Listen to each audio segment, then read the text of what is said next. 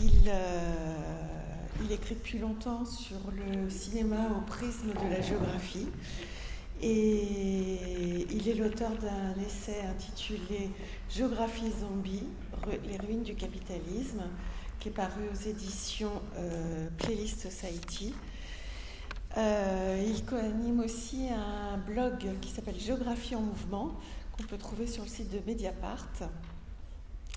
Et la première fois que j'ai eu affaire à lui, que j'ai eu entre mes mains un texte de Manouk, il était question de western. C'était un texte qui donnait une perspective géographique sur un western de Kelly Richard qui s'appelait La dernière piste. Et il en faisait une interprétation, une mise en perspective spatiale. Et le dernier texte que j'ai eu l'été dernier, pour publier toujours dans Libération, là devait figurer dans une série sur les fantômes et portait sur les zombies. Et en quelque sorte, comme il l'explique dans son livre, la boucle était bouclée parce que, en fait, les deux genres cinématographiques, western et films zombies, sont l'inverse. Plutôt, les zombies sont le négatif des westerns, les films zombies. Et les films zombies donnent un message politique et nous parlent de perte de territoire. C'est ce en quoi ils sont l'inverse des westerns, mais aussi de déliquescence de l'État, d'effondrement de la société. Et donc il n'y a pas d'héros mieux adaptés pour évoquer nos angoisses actuelles, qu'elles soient liées à la pandémie ou qu'elles soient liées au contexte international ou à un certain climat politique. Donc je vais laisser la parole à Manu je lui poserai quelques questions après. Pourquoi les zombies et que nous apprennent-ils sur notre société, sur nous-mêmes? Merci pour cette introduction et merci d'être encore là. Les plus courageuses. D'abord, je vais évidemment remercier Jacques Serrano et son équipe pour cette invitation, d'autant plus qu'il a fallu insister, puisqu'il y a eu une première annulation, et finalement, j'ai fini par réussir à arriver jusqu'ici. Je vais essayer de pas... je vais évidemment pas du tout faire la même conférence que si j'étais venu il y a 1 an et demi, puisqu'il s'est passé plein de choses qui me permettent justement d'essayer de raccorder ce que j'avais écrit en 2019, on n'avait jamais entendu parler de Covid-19 justement, avec la pandémie, et donc d'essayer de ne pas me contenter de ce que j'avais cru pouvoir dire sur le zombie il y a presque 3 ans, mais d'essayer de réactualiser ça avec ce qu'on vit depuis 1 an et demi. Et pour ça, je vais vous expliquer un peu comment je suis venu à me poser cette question de réactualiser ce que j'avais écrit, avec 2 points de départ. Le premier, c'est une citation de Jean Giono. Alors, je ne suis pas très original, je suis comme plein de gens pas très originaux d'ailleurs, qui ont lu ou relu pendant le confinement du printemps 2020, soit La peste de Camus, soit Le hussard sur la toit de Giono, soit les deux. Moi, je ne l'avais jamais lu. Et je suis tombé sur cette citation que je vais vous lire. Un nouvel ordre, qui pour l'instant s'appelait Désordre, organisait brusquement la vie dans de nouveaux horizons, bien peu étaient capables de croire encore aux vertus des anciens points cardinaux. Alors, cette citation m'a intéressé pour 2 raisons. Elle m'a intéressé parce qu'il y a beaucoup de géographie dedans, puisqu'il est question d'horizons et de points cardinaux, et pas seulement de manière métaphorique, mais de manière aussi très concrète, puisque toute l'errance du personnage est aussi une sorte de témoignage d'un désordre social et spatial généralisé. Et puis, elle m'a intéressé parce qu'évidemment, c'est pour ça qu'on s'est tous mis à relire ces livres, elle nous parlait, toute proportion gardée, évidemment, puisque le choléra a fait des dégâts autrement importants que le Covid-19, elle nous parlait de ce qu'on était en train de vivre. Et le deuxième point de départ, c'est une série de photos que beaucoup d'entre vous ont probablement vues. Alors j'en ai mis 3. Des photos qui ont fleuri sur les réseaux sociaux, sur les groupes WhatsApp, ce que vous voulez, d'animaux qui investissaient les villes. Toujours au printemps 2020.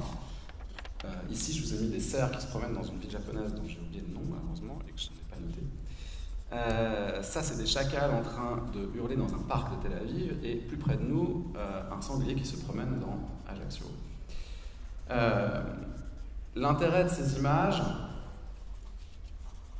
c'est d'abord que ça raconte le trouble que nous avons vécu pendant le confinement, et ça raconte comment nos sociétés occidentales, quelque chose qu'on sait tous plus ou moins intuitivement, que nos sociétés occidentales sont notamment structurées sur une opposition très claire, très nette, aussi hermétique que possible, entre un monde sauvage qu'au mieux on ne voit pas, mais qu'on préfère avoir loin de nous, et des villes qui sont donc habitées uniquement par des humains et des animaux domestiqués. Alors, ce qui n'est pas entièrement vrai, hein. Il y a évidemment des animaux sauvages, mais qui sortent la nuit, qu'en général on ne croise pas. Et là, d'un seul coup, cette frontière fondamentale pour les sociétés industrielles volait en éclats. Et pourquoi ça m'a frappé? Parce que ça m'a rappelé d'autres images. Par exemple, celle-ci. Je ne sais pas si vous voyez, moi je ne vois pas très bien, peut-être que vous voyez mieux que moi. C'est un alligator sur le pas de la porte d'une banque dans une petite ville de Floride, et c'est le début du Jour des morts vivants, un film de George Romero de 1985, qui décrit en quelques minutes, 2-3 minutes, la scène introductive, décrit une ville complètement à l'abandon. On va se rendre compte qu'elle n'est pas à l'abandon, mais infestée de zombies, très vite.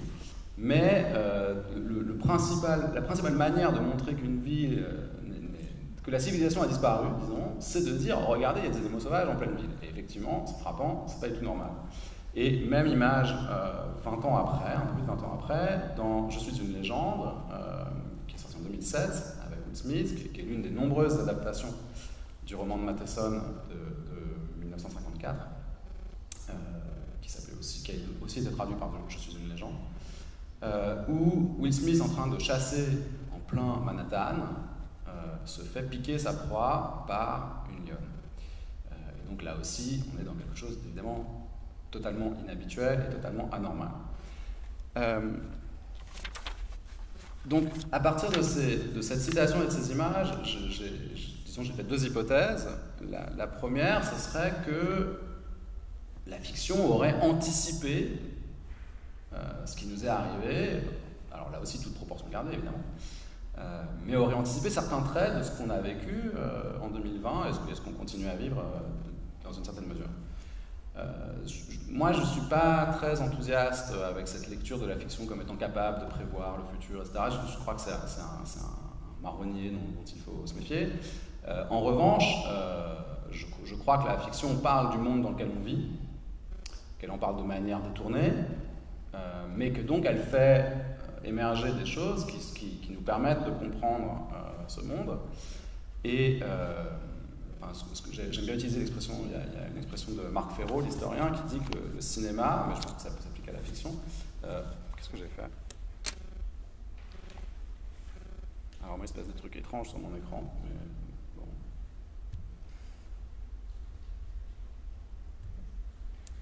Ça a l'air d'aller.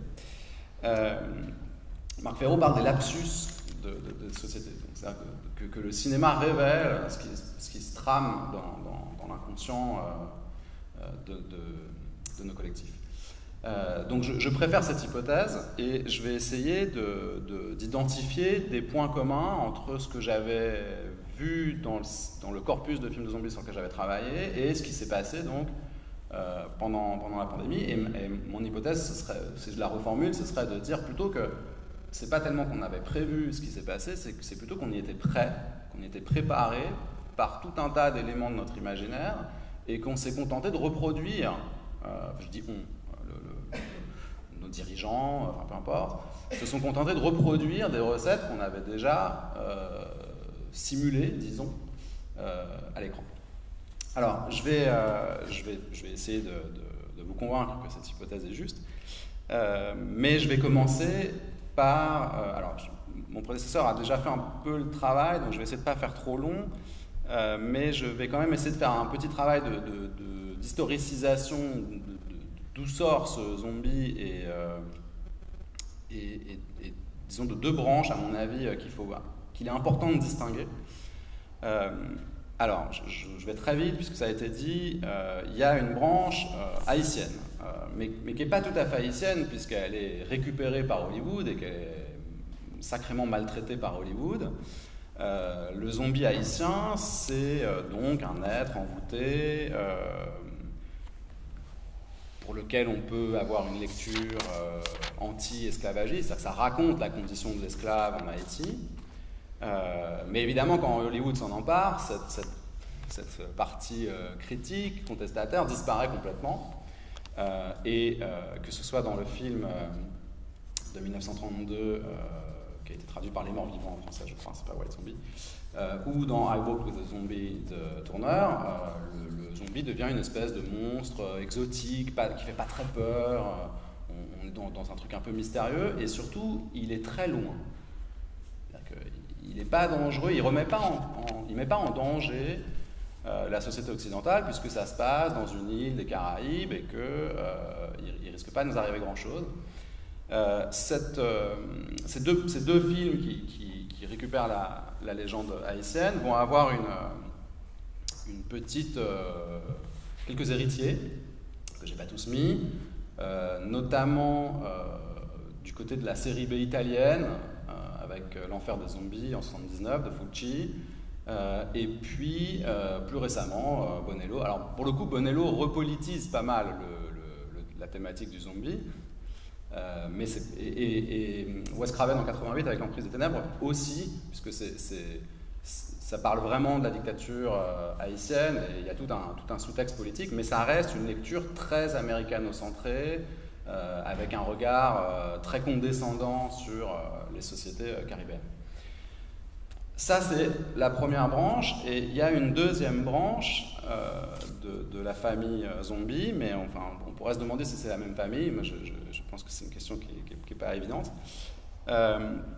Deuxième branche, c'est les origines occidentales, et ce qui est intéressant quand on étudie l'histoire du cinéma de science-fiction nord-américain des années de l'après-guerre, de l'après-seconde guerre mondiale, c'est qu'il y a un mécanisme de rapprochement progressif de la menace. C'est-à-dire qu'on se bat avec des extraterrestres, donc ça va, c'est très loin. Et puis progressivement, il va y avoir des menaces qui vont finir par infecter ou par même surgir à l'intérieur de la société nord-américaine. Alors c'est trois films qui n'ont vraiment rien à voir, comme je vous ai mis. Mais le premier, Body Snatchers, c'est vraiment ça, c'est-à-dire que c'est des formes végétales qui utilisent l'être humain, enfin ça ressemble à des grosses plantes moches, qui utilisent l'être humain pour éclore, et les humains deviennent des espèces de, alors pas de zombies, mais de personnes complètement apathiques, etc. Le deuxième, c'est un film de... mince, son nom m'échappe. Ça va me revenir. Alors là, pour le coup, c'est vraiment une série Z, mais c'est des extraterrestres qui utilisent le cerveau des humains pour envahir l'humanité. Donc là, on a cette idée que le corps humain devient le médiateur de l'action. Et puis, en 1964, il y a un film qui est important pour comprendre la suite. C'est la première adaptation du roman de Matheson, Je suis une légende. Et c'est une inspiration déclarée, assumée du scénariste de La Nuit des Morts Vivants, John Russo. Donc il y a de ce côté-là quelque chose qui se passe. Et là, c'est une maladie qui infecte la totalité de l'humanité, sauf une... Enfin, si je ne veux pas trop vous dévoiler le film, c'est sauf une personne. C'est un peu plus compliqué, on voit après. Et on aboutit finalement, ce rapprochement de la menace, cette apparition du danger à l'intérieur des sociétés occidentales, en l'occurrence américaines pour commencer, vont finir par donner La Nuit des Morts Vivants, où on a une espèce enfin, tout y passe, le racisme, le conflit de génération, les relations hommes-femmes, tout est condensé dans cette espèce de truc, avec les relations de famille aussi. Enfin, on sent, Romero veut nous dire, la société nord-américaine est fracturée de partout, et le zombie va être le moyen d'illustrer ça. Après, le zombie va commencer à avoir du succès. Alors c'est très progressif, hein. Il y a quelques films dans les années 70, 80, et puis c'est surtout les années 90 et 2000 où là il y a une inflation presque délirante. Et il va y avoir une inflation de films avec laquelle va aller une inflation d'interprétation. C'est quoi le zombie? Alors ça c'est la première question. Alors, si vous prenez un article de sciences sociales au hasard sur les zombies, en général la question c'est quoi les zombies? Et puis chaque article a une nouvelle interprétation. Alors, qui sont justifiés, hein, je ne me moque pas du tout. Alors, il y a une filiation série Z. Je vous ai mis Nudist Colony of the Dead, je vous conseille vraiment pas de le regarder. C'est une espèce de comédie musicale, parodie absurde, ça va et tout. Et il y a Brain Dead de Peter Jackson, qui pour le coup est un peu plus connu. Ça, c'est le côté un peu rigolo. Mais il y a aussi toute une filiation, alors avec la réflexion amorcée par Romero sur les fractures dans les sociétés, je vais très très vite sur ce panorama, hein, mais les fractures à l'intérieur des sociétés occidentales ou plus largement gagnées à l'économie de marché. J'ai mis une série britannique qui s'appelle In the Flesh, qui est une métaphore transparente enfin, on peut le lire clairement comme la question des contaminés au HIV dans les années 80 et plus globalement de la manière dont on exclut les malades, dont on stigmatise les malades dans une société. Il y a les fractures de la société coréenne qui sont mises en scène dans Dernier train pour Busan en 2016. J'ai mis à chaque fois un ou deux exemples, je peux en mettre 15 ou 20, hein, c'est vraiment pour illustrer. Une critique de l'aliénation, alors disons de l'individu consommateur, aliéné par son travail, etc., qui est le moteur du deuxième film de Romero, Zombie, en 1978, et qu'on va retrouver par exemple dans Shaun of the Dead, qui est aussi une parodie, mais avec un discours très, très, très clair, en 2004. Une critique, le film a été évoqué tout à l'heure, du néocolonialisme, des rapports nord-sud et de l'Occident prédateur dans le film de Romero de 2005, Land of the Dead. Une réflexion sur notre addiction aux écrans, qui est dans Dead Set, qui raconte c'est une émission de télé-réalité où le but c'est de ne pas sortir, hein, il faut rester dans la maison, et dehors, une épidémie zombie démarre. Et donc là, il ne faut vraiment plus sortir. Et donc on a quelques personnes enfermées pendant que l'épidémie tourne autour. Et puis Alive, qui est aussi un film coréen, qui lui aussi brode sur notre addiction aux écrans, au numérique, etc. Et puis, évidemment, les questions... Alors, je ne suis pas d'accord, hein, il y a des zombies qui ne meurent pas. Hein. Il y a des zombies enragés depuis 2002 et depuis 28 jours plus tard, hein, puisque le néo-zombie, disons, c'est celui qui est très très énervé, qui court très vite, qui apparaît chez Danny Boyle, il n'est que malade. Enfin, il est très très malade, ça ne va pas du tout, mais il a une espèce de rage, je ne sais pas très bien ce qu'il a. Et j'attire votre attention sur un film thaïlandais de 2004 qui s'appelle SARS Wars et qui parle d'une épidémie de grippe venant d'Afrique, et qui parle de l'incompétence totale des dirigeants à gérer cette épidémie avec confinement, machin, enfin tout y passe. Je ne vous conseille pas non plus de le regarder celui-là, c'est pareil, c'est une série Z avec des scènes plus ridicules les unes que les autres. Mais c'était quand même amusant qu'en 2004, il y ait cette histoire qui émerge. Et puis, plus récemment, les préoccupations écologiques aussi ont beaucoup inspiré les films de zombies, avec notamment La fille qui a tous les dons, un film britannique de 2016, dont je vais reparler, et puis The Dead Don't Die, un film que Jarmusch a eu l'honneur de sortir le même jour que mon livre. C'est quand même pas mal. Bref, alors, je vous ai fait ce petit panorama parce que je pensais que c'était important de montrer à quel point il y a plein d'interprétations possibles. Aucune n'est fausse, c'est pas du tout ça que je cherche à dire. Mais à mon avis, aucune ne suffit à rendre compte de ce que nous racontent les films de zombies. Et je pense que, enfin moi ce que j'ai essayé de faire dans le bouquin, c'est de laisser complètement ça de côté, de ne pas me demander si les zombies c'est une maladie, si c'est les migrants, enfin ces questions se posent évidemment, mais d'essayer de voir ce qu'il y avait en commun Et quel genre, en réalité, d'ambiance, à quel genre d'atmosphère correspondent les zombies. C'est-à-dire quel genre de société, dans quel genre de société on vit quand il y a les zombies à nos portes, quels qu'ils soient, du coup. Et ce qui m'apparaît, c'est qu'il y a effectivement des points communs, des choses récurrentes, et c'est là-dessus que je vais essayer d'insister aujourd'hui, il y a des points communs avec ce qu'on vit depuis 2 ans et demi, surtout. Et je répète, puis après j'arrête, toute proportion gardée, hein, je ne suis pas en train de dire que les zombies vont nous manger tout cru. Je vais essayer d'explorer ces points communs, et je vais aller très très vite, mais je vais quand même vous infliger une toute petite parenthèse un peu théorique pour vous expliquer ce que c'est que de faire de la géographie et de parler de zombies. Alors, et puis essayer de vous faire comprendre comment je me suis intéressé aux zombies comme géographe. C'est quand même aussi ça qui me paraît important à dire.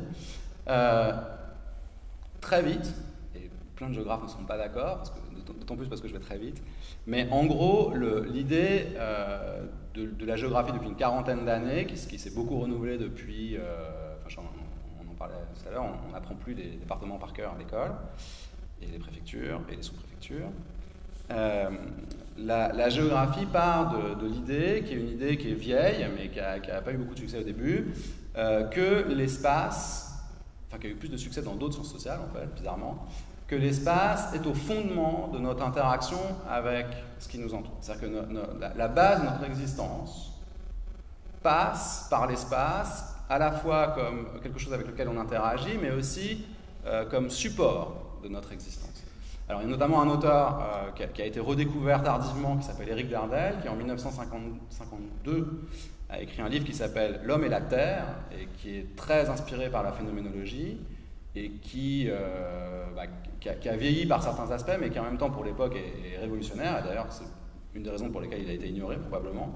Il montre à quel point, en s'appuyant sur la phénoménologie, l'espace est le fondement de notre rapport au monde par tout un tas de résistances, d'opportunités, d'obstacles qui dressent sur notre route. Du coup, la manière dont on va se représenter l'espace et dont on va l'agencer va être à la base de notre existence à la fois individuelle et collective. Et ça explique que cette relation à l'espace soit très différente d'une culture à l'autre, d'une civilisation à l'autre. À la fois géographiquement et historiquement. Et donc, logiquement, puisqu'on interagit de manière fondamentale avec l'espace, l'une des premières réactions des sociétés humaines, c'est d'aménager cet espace, de l'aménager à la fois physiquement et symboliquement. Je vais vite, c'est surtout les anthropologues qui ont parlé de ça, notamment à propos du sacré. Les premières réactions, l'émergence du sacré dans les sociétés primitives, c'est géographique, c'est-à-dire qu'on dresse des points, des directions, des lieux, des endroits qui vont être purs, impurs, interdits d'accès, etc., et qui vont servir de cartographie mentale pour commencer à appréhender le monde et à être d'accord sur le monde dans lequel on vit collectivement. Il y a une expression de Marc Augé qui est la mise en ordre du monde. Il y a une mise en ordre de ce qui nous entoure qui n'est pas la même d'une société à l'autre et qui change absolument tout sur la manière dont on va interagir avec ce qui nous entoure et dont on va interagir entre nous aussi. Et puis, le sens de tout ça, c'est qu'on a besoin d'une forme de stabilité pour pouvoir agir. C'est-à-dire qu'on a besoin de savoir qu'un certain nombre de choses sont à leur place. C'est l'expression d'un géographe britannique qui s'appelle Tim Creswell, qui a écrit un livre qui s'appelle In Place, Out of Place. Quand quelque chose n'est pas à sa place, ça vient déranger l'ordre social et ça crée tout un tas de difficultés. Et donc, on va mettre en prison les gens qui ne sont pas à leur place, on va déplacer les objets qui ne sont pas à leur place, etc.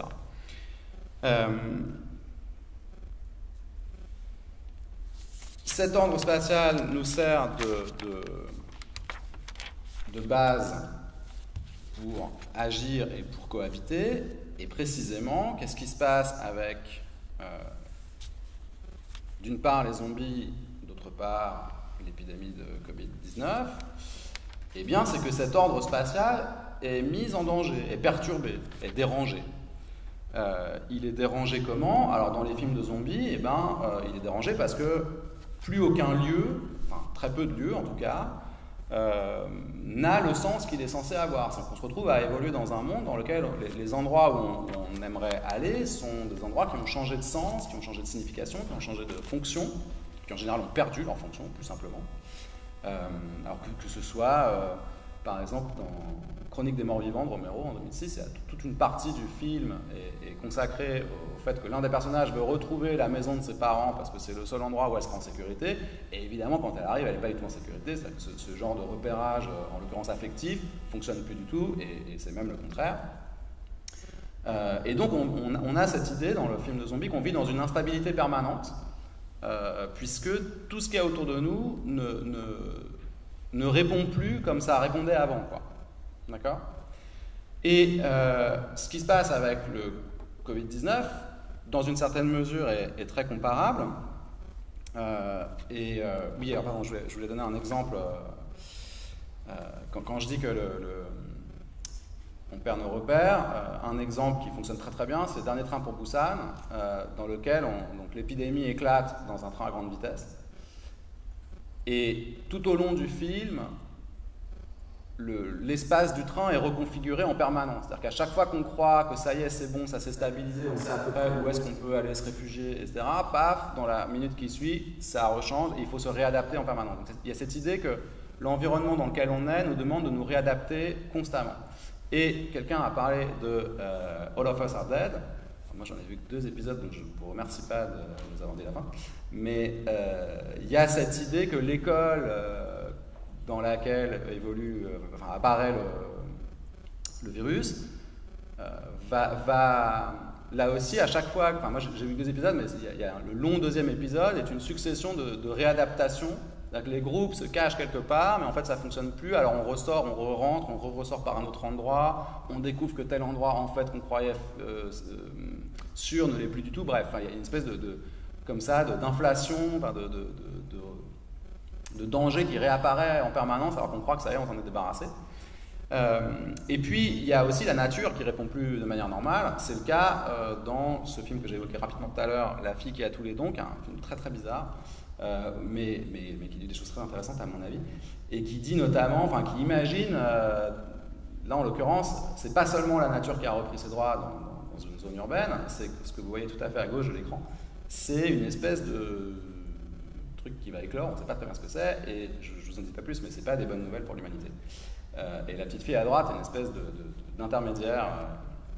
Bref, c'est un film très intéressant sur ça, sur comment ce qu'on croit savoir de ce qui nous entoure est en train d'exploser littéralement. Et tout ça correspond en réalité, disons, ce qui me semble intéressant dans les films de zombies, c'est que au-delà du détail, au-delà des cas particuliers, au-delà de chaque histoire différente des autres et de chaque interprétation possible, il y a ce point commun d'un monde dans lequel les repères, notamment géographiques, mais pas que, viennent à manquer. Et ça, en réalité, c'est tout simplement la définition de la postmodernité.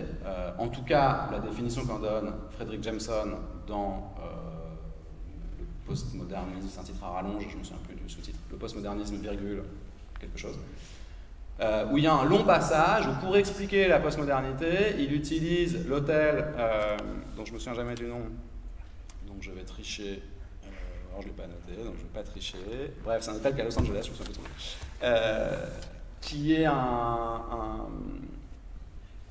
qui est une structure dans laquelle on ne sait jamais où on est. C'est-à-dire qu'il y a des niveaux différents qui ne communiquent pas, on peut rentrer par plusieurs endroits, puis du coup il y a plusieurs lobbies. Il y a une espèce de truc qui est volontaire en l'occurrence, qui est voulu par l'architecte, mais qui pour Jameson est un très bon exemple de ce monde dans lequel l'instabilité et l'incertitude sont devenus un peu notre quotidien. Alors, qu'est-ce qu'on fait face à ce genre de monde dans lequel nos repères spatiaux ne fonctionnent plus comme avant? Eh bien, on fait un certain nombre de choses, et la première, et la plus évidente, et la plus importante, c'est d'essayer de rétablir une forme d'ordre spatial, et le meilleur moyen pour ça, c'est de s'enfermer. Et si on veut s'enfermer, il faut commencer par tracer des lignes mentales et physiques, et je vais donner 2 exemples qui n'ont rien à voir avec les films de zombies. Au lendemain du 11 septembre, exemple de dérangement spatial majeur, puisque l'Amérique est attaquée sur son propre sol, ce qui n'était pas prévu. George Bush fait un long discours, très martial, dans lequel il dit, en substance, maintenant, il va falloir que tout le monde choisisse s'ils sont avec nous ou contre nous. Et donc, il y a cette volonté, ce besoin, de tracer une ligne de front et de remettre de l'ordre en mettant une ligne qui va séparer nous et nos alliés éventuels, et eux, et tous ceux qui ne seront pas nos alliés, seront dans l'autre camp. Le discours de Macron au printemps 2020 n'est pas très différent, en tout cas de sa structure, quand il dit on est en guerre, et dans une guerre, il y a quoi? Il y a des lignes de front. Donc il y a une ligne et il y a un affrontement le long d'une ligne. Ce qui évidemment ne fonctionne pas bien pour une pandémie, mais justement, il y a ce désir, ce besoin de retracer une ligne, une coupure, et effectivement, les premières réactions depuis la Chine jusqu'à l'Italie, puis à peu près l'ensemble du monde, en tout cas industrialisé, ça a été de mettre en quarantaine des provinces entières. En Chine, ça a commencé par la province de Hubei, c'est 60 millions d'habitants en quarantaine. Bon, c'est une sacrée limite, quoi. Après, il y a eu la Lombardie, puis après, il y a eu les frontières nationales. Et oui, les frontières nationales, ça reste le repère spatial le plus fiable et le plus familier qu'on ait. Et donc, la première chose qu'on a faite, c'est qu'on redécoupe cet espace qui nous échappe. Qui est un réflexe d'une époque pas si lointaine, hein, où effectivement les frontières bloquaient quand même pas mal de choses. Alors, là, je vous disais tout à l'heure, c'est du déjà vu. C'est du déjà vu dans les films de zombies. Premier film de zombies, enfin si on commence disons, avec Romero en 68, premier film de zombies, on s'enferme, et alors, non seulement on s'enferme, mais c'est ça qui est assez amusant, c'est que ça prend un temps fou, c'est-à-dire que c'est un sujet en soi. C'est pas juste qu'on est enfermé et qu'il va se passer des trucs une fois qu'on est enfermé, c'est qu'on s'enferme et que ça prend du temps et qu'on y réfléchit, qu'on en parle, on discute, alors comment est-ce qu'on s'enferme, on pourrait faire ça, etc., etc. Alors lui, il est tout seul, donc c'est pas ça qui se passe, mais il passe des heures, c'est-à-dire qu'il y a une longue partie du film avec des travelling sans fin, des panoramiques, surtout qui est bien, là je vous ai mis un seul plan, mais c'est une scène qui dure, les quelques images qui nous montrent à quel point il s'est bien enfermé sont très très longues par rapport à ce que ça dit. Et on va retrouver la même chose dans quasiment tous les films sur lesquels j'ai travaillé, et séries. Autre exemple, dans 28 jours plus tard, avec cette espèce de base, cet ancien manoir transformé en base militaire par une unité de soldats qui s'est réfugiée là. Et là aussi, quand les héros arrivent pour se réfugier là, il y a un très long passage où on leur explique à quel point on est bien enfermé, à quel point c'est fiable, à quel point c'est sûr, et donc on nous montre tout un tas de trucs, détecteurs de mouvement, des barbelés, etc., etc. Et puis, pour boucler la boucle, 3e saison de Walking Dead, les héros s'enferment dans une prison, ce qui est quand même un aboutissement ironique, pour dire le moins, de ce projet de s'enfermer pour retrouver un petit peu d'ordre. Ça va mal se finir évidemment. On s'enferme, mais la volonté de reproduire des espaces familiers, stables, etc., ça peut passer par des choses plus subtiles que l'enfermement. Et ça passe notamment, alors je vous ai pris une image à nouveau du Jour des morts vivants, c'est un personnage un petit peu à part, un petit peu rebelle, qui essaie de ne pas se mêler aux autres, et qui s'est reconstruit une espèce de petit paradis avec une photo d'île déserte, un parasol. En fait, ils sont en sous-sol, depuis des années, on ne sait pas très bien depuis quand, ils sont enfermés en sous-sol. Et la première fois que le personnage qu'on suit découvre cet endroit, il lui dit « Bienvenue dans la civilisation ». Mais il ajoute très peu de temps après qu'en fait, ils sont dans un tombeau et que c'est une farce de civilisation. Ce qui reprend un peu l'idée du précédent film de Romero, précédent film de zombies de Romero, où les personnages se réfugient dans un centre commercial, dans Zombie, mais très vite vont finalement s'ennuyer et se rendre compte qu'ils se sont enfermés eux-mêmes et coupés de toute vie, et que la survie devient... disons, pour survivre, ils doivent accepter une espèce de vie rabougrie qui n'a plus aucun intérêt, et donc on a à peu près la même idée que même si on essaye de reproduire quelque chose qui ressemble au quotidien, ça ne marche pas très bien. Il y a la même chose dans un film de 2012, un film américain qui s'appelle The Battery, où il y a deux héros qui traversent, je crois que c'est en Nouvelle-Angleterre, et qui sont en permanence en mouvement, parce que dès qu'ils s'arrêtent, ils sont en danger. On retrouve cette idée qu'il n'y a pas de stabilité possible. Et l'un des deux personnages, qui est celui qui en souffre le plus, va avoir tout un tas va se mettre à collectionner des petits objets du quotidien qu'il trouve dans les maisons qu'il croise. Et donc, c'est des choses toutes bêtes, une brosse à dents, un lecteur de CD dans lequel il y a une compilation. Tout le monde est au XXe siècle, si vous savez ce que c'est qu'une compilation. Un CD avec qui va réécouter en boucle en ayant l'impression de retrouver une sorte de familiarité, etc. Donc voilà, il y a tout un tas de stratégies qui sont mises en place par les personnages dans les films de zombies, dont le but est d'essayer de retrouver quelque chose qui ressemble à une forme de stabilité et de fiabilité de ce qui nous entoure. Mais, et c'est ça le plus important, c'est une stratégie évidemment vouée à l'échec. Ça ne marche pas. Et sur ça, les films de zombies sont unanimes. S'enfermer à court terme, ça peut avoir une utilité. À moyen ou long terme, ça ne sert à rien. Démonstration ultime, on a déjà vu cette image tout à l'heure, je crois. Démonstration ultime dans World War Z en 2013, où même les Israéliens et même leur gigantesque mur autour de Jérusalem va finalement être pris d'assaut contre toute raison par des hordes, des milliers, des dizaines de milliers, qui vont finir même ce mur-là par le prendre d'assaut et le traverser.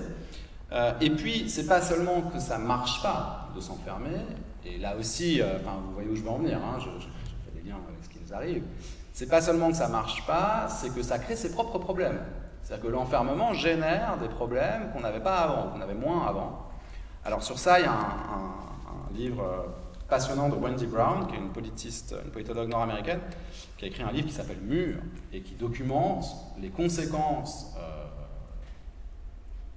notamment aux États-Unis, mais pas seulement, de la construction de murs, et les effets pervers, et plus que pervers, que ça génère, tout en ne servant à rien. Ou en tout cas, là aussi, pas à long terme, c'est-à-dire que les passeurs trouvent toujours une échelle plus haute ou un trou plus profond, et on finit toujours par passer le mur.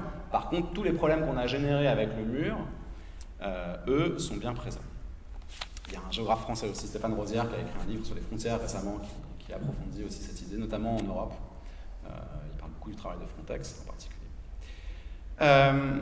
Donc, et c'est là que je voulais en venir, l'enfermement génère ces problèmes, disons, techniques, ça ne marche pas bien, mais évidemment, il va avec un certain nombre de problèmes politiques, et c'est là que je vais essayer, c'est peut-être un peu acrobatique, mais que je vais essayer de faire le lien entre ce qui se passe sur le plan politique et sur le plan éthique dans les films et les séries de zombies, et ce qui se passe en Europe ou en Amérique du Nord en particulier, depuis 2 ans et demi.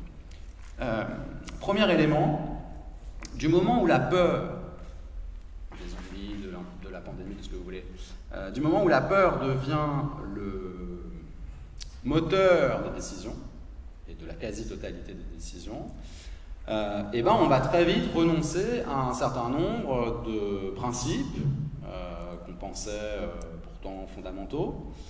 Et ce qui est intéressant dans les films de zombies, c'est l'omniprésence des personnages de policiers et de militaires. C'est-à-dire que très souvent, c'est notamment le cas dans The Walking Dead, très souvent c'est des militaires, d'anciens militaires du coup, parce qu'il n'y a plus vraiment d'armée, d'anciens militaires ou d'anciens policiers qui vont prendre les choses en main.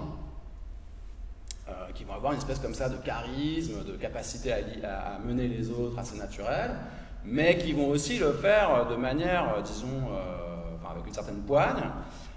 Et effectivement, à la fin de la 2e saison de The Walking Dead, le héros, en tout cas le personnage central de la série, Grimes, dit « c'est fini, c'est plus une démocratie », en parlant du groupe.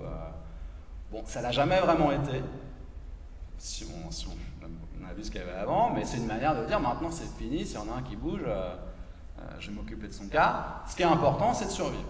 Le reste, alors au début c'était plutôt un débat entre lui et un autre, ça d'ailleurs, hein.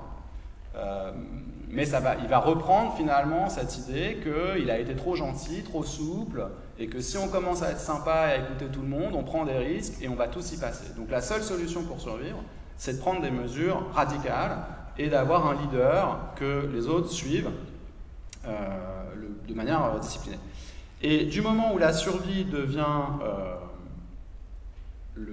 disons le seul horizon, évidemment, on a un rétrécissement de la politique et des choix possibles de décision. Alors, je vais tout de suite je vais préciser que je ne suis pas en train de dire, contrairement à certains philosophes de plateau télé, qu'il n'aurait pas fallu prendre les mesures qui ont été prises pour sauver des vies. Je ne dis pas du tout ça, hein, que ce soit bien clair. En revanche, les modalités de prise de décision et la manière dont elles ont été justifiées, notamment en faisant confiance à certains experts qui ont dit c'est comme ça et c'est pas autrement, etc., sont évidemment pas compatibles avec un fonctionnement démocratique. Et surtout, enfin, c'est un peu ce que je viens de dire, mais je vais le reformuler autrement, ce qui ressort de tout ça, c'est une tendance à dépolitiser, d'une part, le risque face auquel on est, et puis du coup, toutes les décisions qui vont en découler. Qu'est-ce que je veux dire? C'est que le risque devient... alors, c'est les zombies, c'est le Covid-19, c'est le CO2, c'est la dette publique, enfin, c'est ce que vous voulez. Je ne pointe pas un truc en particulier. Mais cette idée que du moment où un aspect de notre vie devient une sorte de fétiche autour duquel tout va tourner, on aboutit à disons, d'une part, on aboutit à deux choses. D'une part, il y a cette idée qu'on serait tous face au même risque. Donc, les zombies débarquent. A priori, on est tous dans le même bateau. Bon, bien sûr, et plein de films de zombies le montrent, c'est entièrement faux. Il y a des gens qui seront en première ligne, qui vont se faire massacrer les premiers, et il y a des gens qui ont toutes les chances d'y échapper pour mille et une raisons, parce qu'ils connaissent un tel, parce qu'ils ont les moyens de je sais pas quoi, enfin bref. Donc déjà, il y a cette idée que quand on fétichise le risque, c'est une manière d'essayer de dire que tout le monde est dans la même situation, ce qui est entièrement faux. Et le deuxième aspect de cette dépolitisation, c'est de dire, et là je vais citer Jacques Rancière, qui dans La haine de la démocratie, décrit cette manière, alors lui, disons, le fétiche qu'il dénonce, c'est l'économie de marché. Il dit, voilà, aujourd'hui, on vit dans des démocraties, mais des démocraties qui sont amputées, disons, parce qu'il n'est pas possible de penser autre chose que l'économie de marché. On n'a pas le droit de penser en dehors de ce cadre. C'est-à-dire que toutes les décisions sont prises pour satisfaire un certain nombre d'exigences liées au marché. Ce qu'on peut critiquer ou pas, disons, son idée, c'est de dire que imaginer d'autres mondes n'est plus possible, et donc les imaginer et les discuter politiquement, etc., ne sont plus possibles du moment où il y a cette espèce d'impératif dont on n'a pas le droit, auquel on ne peut pas échapper. La menace zombie fait exactement ça, puisqu'elle va devenir le prétexte systématique à tout un tas de mesures où on va nous dire « oui, mais non, vous aimeriez que le monde soit autrement, très bien, mais regardez, il y a des zombies à nos portes. » Donc en fait, ça n'existe pas, parce que la priorité, c'est de s'enfermer, de construire un mur, etc., etc. Donc il n'est pas question de faire de la politique, puisqu'on est en train de s'occuper d'une menace qui probablement ne disparaîtra jamais. Et donc il n'y aura plus jamais de politique. Donc voilà, ça c'est un peu l'horizon qu'on voit dans les films de zombies et que, je redis, toute proportion gardée, on peut percevoir dans la gestion de la pandémie, c'est cette idée qu'il y a un impératif catégorique qui empêche de penser quoi que ce soit d'autre et qui permet d'éviter certaines formes de contestation et qui aboutissent, et je vais conclure là-dessus parce que je crois que je suis très en retard, et qui aboutissent à une perte de repères qui est non seulement géographique, comme j'essaie de le montrer, et sociale plus généralement, mais aussi et surtout politique. Et je vous remercie, et revoilà Bob, qu'on avait tout à l'heure. Merci, Annick. Je ne sais pas si on a encore le temps pour des questions. Oui. Alors, je vais commencer par 2 questions assez spatiales. La première, c'est les migrants. On a souvent une espèce de mise en scène très misérabiliste, de déshumanisation aussi, on parle de jungle. Et est-ce que les migrants ne jouent pas le rôle de zombies de notre époque? Enfin, est-ce qu'on les utilise pas comme tels? C'est un peu ce qui a été dit avant, hein. Oui. On retombe toujours sur ces questions-là. Oui, bien sûr, enfin, oui. De toute façon, clairement, il y a une des lectures, je crois que je l'ai dit tout à l'heure, l'une des lectures des zombies, c'est les flux migratoires, de manière très neutre.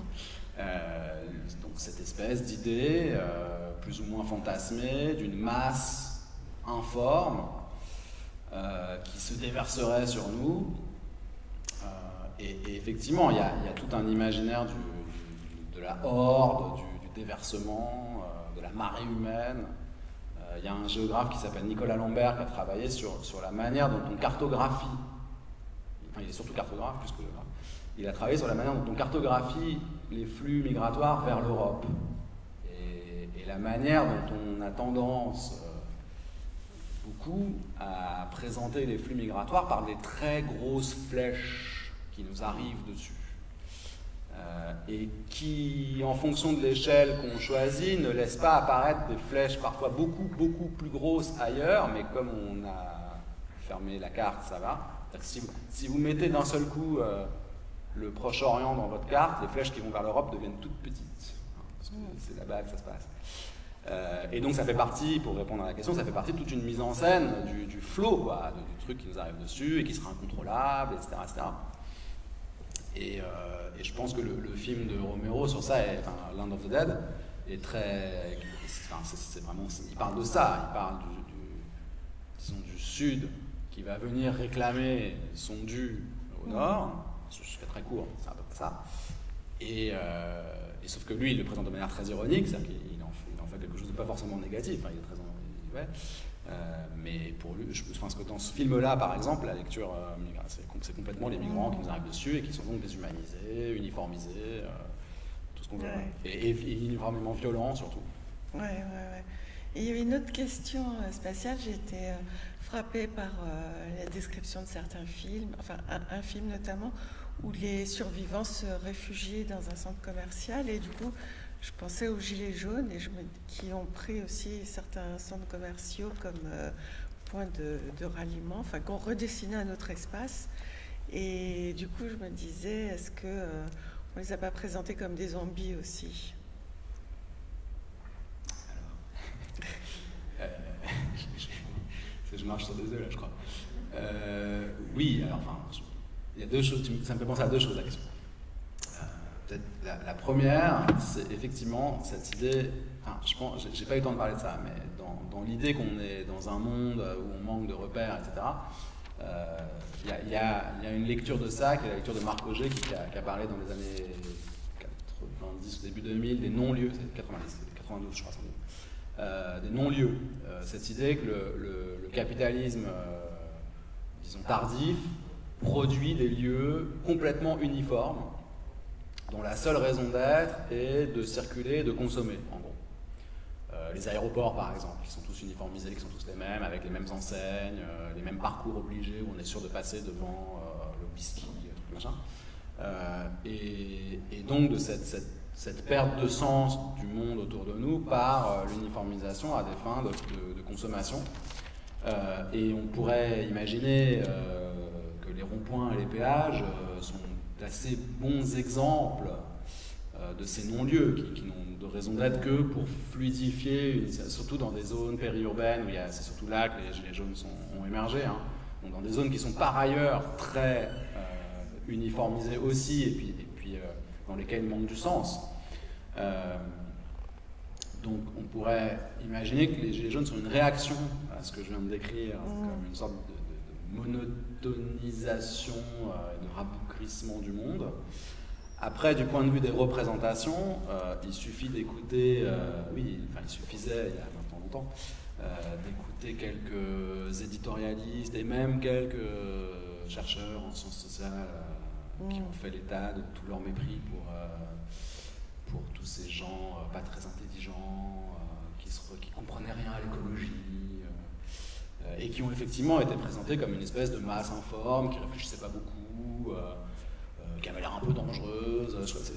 C'est pas Luc Ferry qui a dit qu'il fallait leur tirer dessus, c'est les gilets jaunes, je crois. Non, bon, enfin voilà, il y a effectivement tout un imaginaire de la horde aussi qui nous arrive dessus, incontrôlable, un peu stupide, qui a évidemment fonctionné à plein régime avec les gilets jaunes.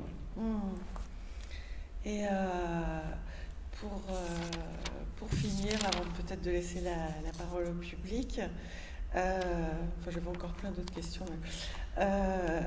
Dans le livre, tu n'abordes pas trop l'environnement, mais du coup, je me disais, est-ce que c'est pas une autre angoisse actuelle? Et est-ce qu'on c'est pas une espèce de cannibalisation de la planète? Est-ce qu'on n'est pas nos propres zombies, enfin nos propres... Est-ce qu'on n'est pas nos propres zombies? Si, sans doute. Non, alors, disons, la question environnementale, elle est pas omniprésente dans les films de zombies, mais elle apparaît. Elle apparaît avec le film dont j'ai parlé tout à l'heure, La fille qui a tous les dons. Oui, tous les dons, ouais. Je crois que ça a été traduit bizarrement en français, je crois que ça a été traduit par un bout de titre, je crois que c'est The Last Girl, la fille qui a tous les dons. Une drôle de traduction d'un titre anglais. Ouais. Donc il y a ça, il y a le Jarmouche qui parle essentiellement de ça. C'est la question, et puis avec Bob l'ermite qui est le seul à voir tout de suite que voilà, les trucs poussent pas comme avant, et quelque chose qui ne va pas. Donc évidemment, les préoccupations environnementales apparaissent dans les films de zombies, mais j'ai l'impression que ça reste relativement marginal. Par contre, le point commun, c'est ce que j'ai essayé de dire, le point commun, c'est notre manière de réfléchir au problème, je crois. C'est de... Enfin, là aussi, que ce soit clair, je ne suis pas en train de dire que l'environnement n'est pas un problème. Bien au contraire. Mais quand on arrive à des tours de passe-passe comme le fait que l'Union européenne classe le nucléaire comme une énergie durable, c'est vrai si on considère que le seul et unique problème auquel on fait face sont les émissions de CO2 et que tout le reste magiquement a disparu. Alors, effectivement, c'est un problème urgent et sérieux, mais si on le mobilise pour effacer tout le reste, à nouveau, on a un problème politique. Et là non plus, je ne prends pas parti nucléaire, pas nucléaire, mais d'en faire une énergie renouvelable, c'est d'une hypocrisie c'est complètement ahurissant. Ce qui ne veut pas dire qu'il ne faut pas l'utiliser, quoi. La question reste entière. Donc, voilà, le point commun, ça serait de poser cette espèce de risque, le CO2, ou les zombies. Et de dépolitisation du reste. Et du coup, tout le reste disparaît et on dit on va résoudre ça, et en fait on résout rien puisque tous les autres problèmes vont ressurgir immédiatement. Et puis j'avais une dernière question. Alors pour la première fois dans un débat officiel d'une campagne présidentielle, on a la notion de grand remplacement qui s'invite sur les plateaux télé, et je me disais, est-ce que c'est pas une notion purement zombiesque? Je vais me répéter, mais c'est toujours... dans le bouquin, je crois que je cite à un moment un petit livre de Pierre Thévagnan sur le racisme, où il décortique tout le discours, notamment sur les jeunes de banlieue. Et tout ce discours qui en fait non pas des êtres humains, mais des corps. C'est des corps. Alors, il font du bruit, ils parlent fort, ils prennent de la place. Il y a tout un discours comme ça qui se développe sur le jeune de banlieue, qui par ailleurs on n'a pas bien identifié, mais et donc on est sur les mêmes genres d'angoisse, de mon point de vue assez irrationnel, mais là aussi je ne suis pas politiste et puis je ne suis pas non plus démographe. Mais oui, je me répète, mais ça, moi ce que j'ai trouvé intéressant, et peut-être je peux faire une parenthèse là-dessus, je pense que c'est aussi une manière d'être raccord avec l'intitulé du week-end, c'est que travailler, quand j'écris le bouquin sur les zombies, c'est sérieux, ça n'a pas l'air sérieux, mais c'est très sérieux, c'est-à-dire que le travail sur la fiction, celle-là ou d'autres, moi depuis quelques années je travaille avec une collègue sur le cinéma d'espionnage et le discours géopolitique que ça traduit, notamment James Bond et Mission Impossible. Et travailler sur la fiction, non seulement c'est très sérieux, mais c'est un moyen, à mon avis, c'est un moyen de révéler des choses sur, je parlais des lapsus de Marc Ferro, ça révèle des choses sur notre inconscient et sur notre manière de voir le monde. Il faut toujours se méfier. Travailler sur la fiction, c'est pas travailler sur le réel. Enfin, c'est toujours compliqué, on sait jamais très bien où on est, mais n'empêche que ça donne tout un tas de clés de lecture du réel, et en l'occurrence, pourquoi je me répète? Parce que cette structure que je pense avoir identifiée chez les zombies, elle se répète dans tout un tas de situations de la vie politique depuis, je sais pas, un demi-siècle. Et donc, oui, le grand remplacement, les migrants, les gilets jaunes, sans doute. Ça marche assez bien à chaque fois, en fait. Ouais. Et les réseaux sociaux, est-ce que parfois certains internautes se transforment pas en zombies sur les réseaux sociaux? Ça, il y a ce film Alive qui en parle un peu, qui est posé là-dessus, qui est coréen, dans des pays à l'avant-garde de ces problèmes. Ça, c'est peut-être un peu une image d'Épinal, ça. Là, on retombe plutôt dans la critique. Cette manière de mobiliser les zombies rappelle plutôt le Romero 78, avec donc ces 4 personnages enfermés dans le centre commercial. Et l'idée du film, je fais très vite, c'est de dénoncer la société de consommation, c'est-à-dire regardez, ils sont dans un centre commercial, ils font plus que consommer comme des débiles, et en fait, ils sont malheureux, ils ont une vie stupide, etc. Et les plus intelligents vont finir par partir. Donc là, on est vraiment dans la critique de l'aliénation de l'individu dans une société capitaliste, qui est plus ou moins fine, plus ou moins élaborée. Et sur les réseaux sociaux, ça fonctionne très bien. Effectivement, à quel point, à force d'être scotché dessus, on a des zombies. Et on marche comme des zombies dans la rue, en regardant nos téléphones. Ouais. Mais je pense qu'il y a des questions dans le public aussi, sûrement.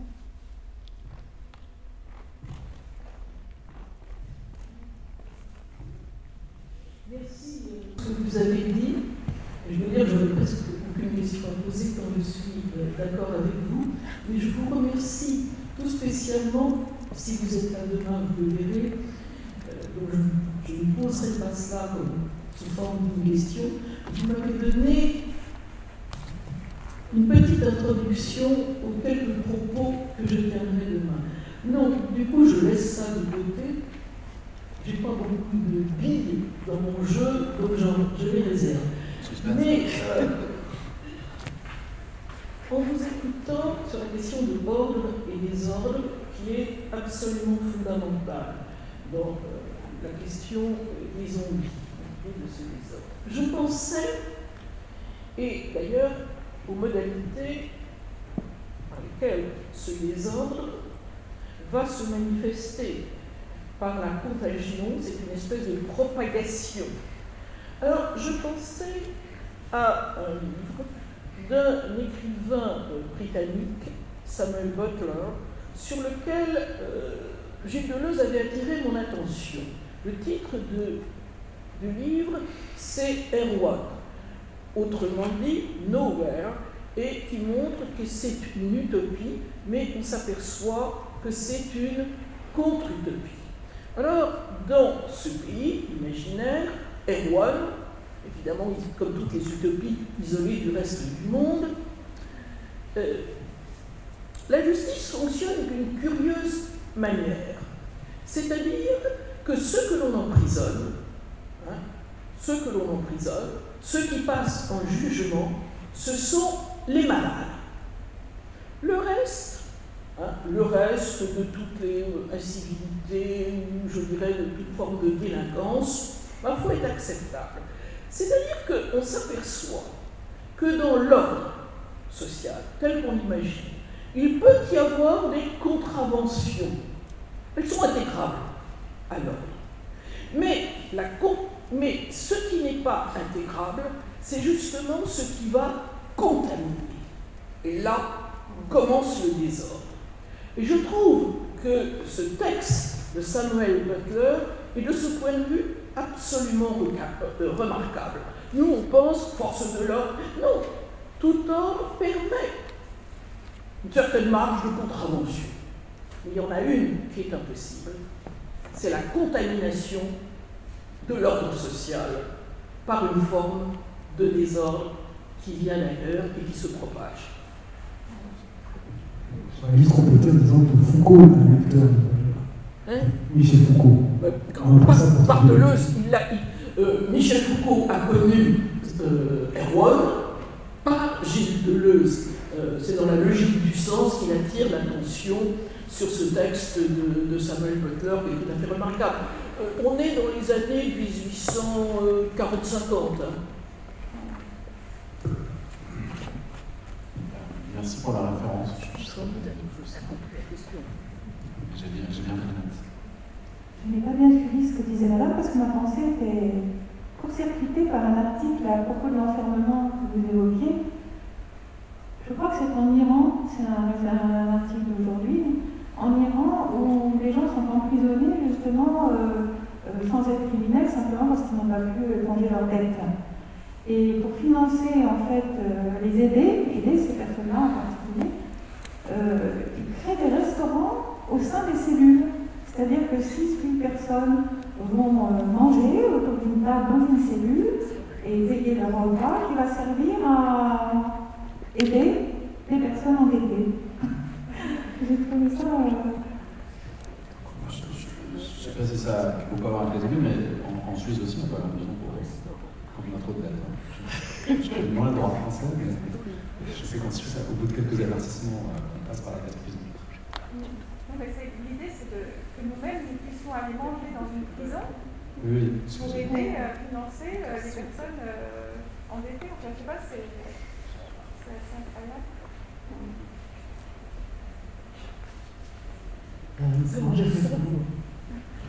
Je voulais vous poser une question par rapport au désordre, parce qu'en fait, en vous écoutant, j'étais convaincue, puis au fur et à mesure, moins, parce que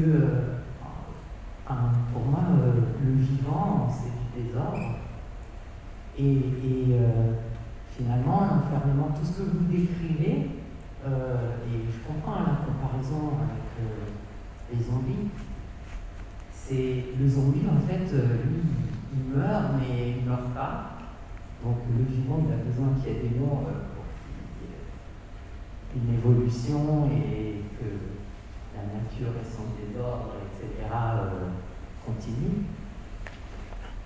Et c'est pour ça que bon, pardon, ma question est un peu décousue, mais c'est parce qu'en fait, au début, je suivais votre raisonnement, et puis à la fin, il y avait quelque chose qui ne collait pas, parce que, alors, pour réintégrer de l'ordre face au désordre que représenteraient les zombies, on s'enferme, etc., on trouve de l'ordre, mais en fait, c'est le désordre qui a besoin de continuer d'exister pour qu'on reste vivant. Enfin, je sais pas si... Bon. Je ne suis pas philosophe, donc c'est compliqué de poser la question correctement. Non, mais je trouve qu'il y a quelque chose qui ne va pas entre ordre et désordre. Et je n'ai pas compris ce que j'avais pas compris. Voilà.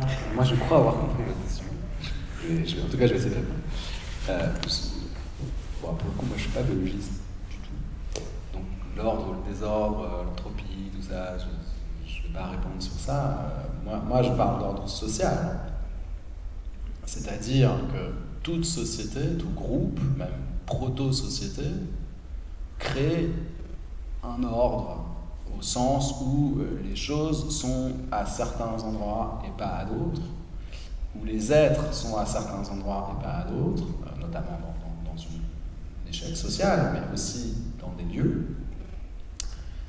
Et que, je vais prendre un exemple très trivial, mais si on arrête, enfin, si on se met à traverser, enfin, il y a plein de gens qui font ça, mais vous allez comprendre quand même ce que je veux dire.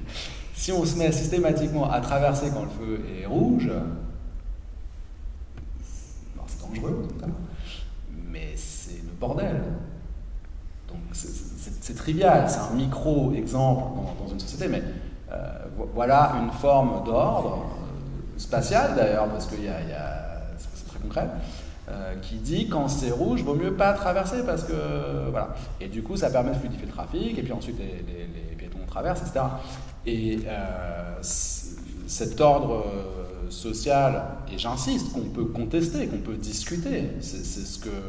Enfin, par exemple, Henri Lefebvre, qui est un philosophe marxien qui a beaucoup écrit sur l'espace, lui, il parle de consensus spatial, c'est-à-dire qu'il dit qu'il y a un certain consensus collectif sur comment s'organisent les choses, comment on les aménage, où elles sont, etc. Et lui, dans une perspective marxienne, il est d'accord de le contester. Il pense que cet ordre ne va pas, n'empêche que c'est un ordre sur lequel on est, même quand on est contre, on est bien obligé d'être un peu d'accord pour vivre ensemble, tout simplement. Donc là, vraiment, moi, je suis uniquement dans la sphère sociale, avec toutes les limites que ça a, je reviens de problème, mais je suis dans la sphère sociale, et ce que j'appelle l'ordre, c'est ça, c'est le fait qu'il y a un certain nombre de choses qui sont à leur place, de gens qui sont à leur place, et que ça permet de savoir à peu près ce qu'on fait, et de cohabiter. Et du moment où les zombies sont là, cet ordre explose immédiatement, puisque plus rien n'est à sa place, et plus aucun repère qu'on avait n'est valable. Enfin, il faut se méfier de tout, y compris de ceux dont on ne devrait pas se méfier. Je ne sais pas si ça... J'espère que ça répond à votre question. Il y a également des modèles, apparemment très sérieux, je ne sais rien, où les feux sont orange clignotant tout le temps. Bah, comme ça, on fait attention du temps. Et alors, il y a beaucoup d'urbanistes qui défendent aucun feu, en pensant que les gens... Ça, c'est une autre histoire. Et qui pensent que c'est moins dangereux. Bonjour, vous évoquiez dans votre exposé les différentes formes d'enfermement. Il y a une réduction spatiale qui peut y avoir avec l'enfermement chez les zombies, la réduction à l'intérieur des frontières face à une pandémie, ou entre nous face à une menace extérieure. Est-ce qu'il y a dans les films de zombies, dans les œuvres de zombies, et également face à la pandémie, une sorte de réduction temporelle? Finalement, on va tout ramener à une immédiateté en rejetant les choses au-delà de l'horizon qu'on ne verrait plus. Et est-ce que les réalisateurs des œuvres de zombies apportent une réponse? Et est-ce que cette réponse est cohérente avec celle que peuvent aussi apporter les sociétés? Alors, oui, évidemment que quand il y a réduction de l'espace, il y a réduction du temps avec, ça c'est absolument juste. Je parlais de Marc Auger tout à l'heure, dans ce livre Non-lieu, il passe un long moment à décrire, alors lui, il n'utilise pas le mot postmodernité, bon, c'est vraiment des querelles de scientifiques, il préfère le terme de surmodernité, mais en gros, le diagnostic est le même, et il parle de compression du temps et de l'espace. Et je crois que David Harvey utilise une expression quasi identique dans son livre sur la postmodernité. David Harvey, un géographe britannique, nord-américain, pardon. Lui aussi marxiste, et donc très critique de cette postmodernité, de ce capitalisme tardif. Et donc tout le monde est d'accord pour dire qu'effectivement il y a une réduction de l'espace, du temps, pardon, réduction du temps, et vous avez dit le mot immédiat ou immédiateté, et effectivement c'est que du moment où il y a plus, du moment où le danger est le seul horizon, du moment où repousser le danger est le seul horizon, il n'y a plus que du court terme. Et ça décrit exactement, enfin, heureusement pas exactement, ça décrit un peu ce qu'on vit. C'est-à-dire qu'on est sur du court terme, on est sur résoudre des problèmes à très court terme parce que ils nous prennent à la gorge. Et du coup, les autres problèmes sont un peu remis à plus tard. Alors, dans le cas d'une pandémie, on peut espérer qu'il y a un plus tard, c'est la bonne nouvelle. Dans le cas d'un film de zombies, c'est compliqué d'espérer ce plus tard. Et donc, il faut repenser le monde pour essayer de réinventer, enfin, de retrouver la possibilité de penser à long terme.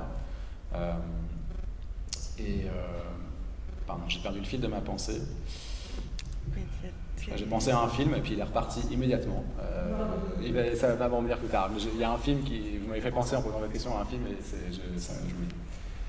Oui, ce que vous venez, ce dont parle Marc Auger et d'autres d'ailleurs, dans cette immédiateté, maintenant les historiens les décrivent en termes de présentisme. Nous sommes dans le présentisme par rapport à d'autres moments de notre civilisation si on regarde en arrière. Mais moi, je voudrais revenir très brièvement sur la question de l'ordre et du désordre. Vous avez tout à fait raison. S'il n'y a pas d'ordre, il n'y a pas de possibilité de vivre ensemble.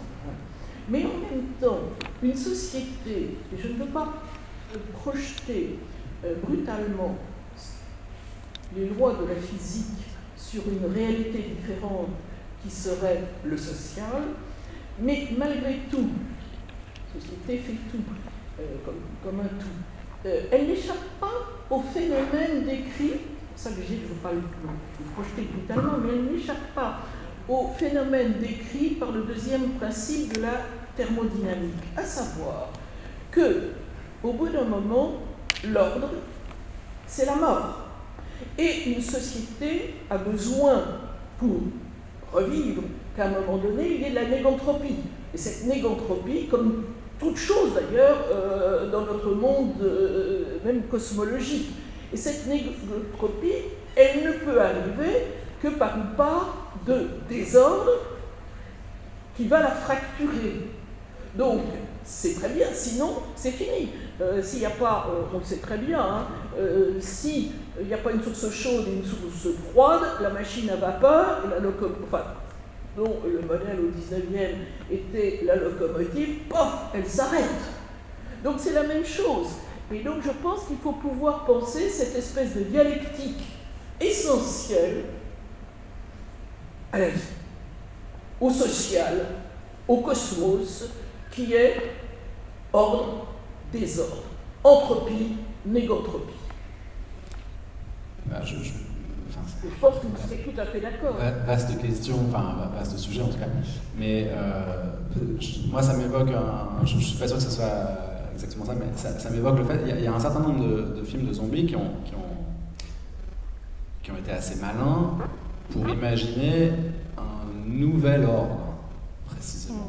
Il y a des films de zombies où les zombies sont intégrés de manière plus ou moins réussie à la société, des bons et des mauvais d'ailleurs, avec des discours très différents. C'est notamment la fin de Shaun of the Dead, qui est sur le mode humoristique, mais un zombie qui joue à la console vidéo. Ce qu'il faisait avant quand il n'était pas zombie d'ailleurs, donc c'est pas vraiment un nouvel ordre. Et puis il y en a d'autres où il y a comme ça des tentatives de reconfigurer autrement la société en intégrant le problème. Donc ça irait un peu dans ce sens-là, l'idée que le désordre peut aussi être source de nouvelles configurations. Après, il faut voir le niveau de désordre qu'on tolère pour que ce soit vivable et viable. Bien, je vous remercie. Je compte sur vous demain avec nous. Et maintenant, nous devons rendre le lieu. Et j'invite nos amis à aller leur faire.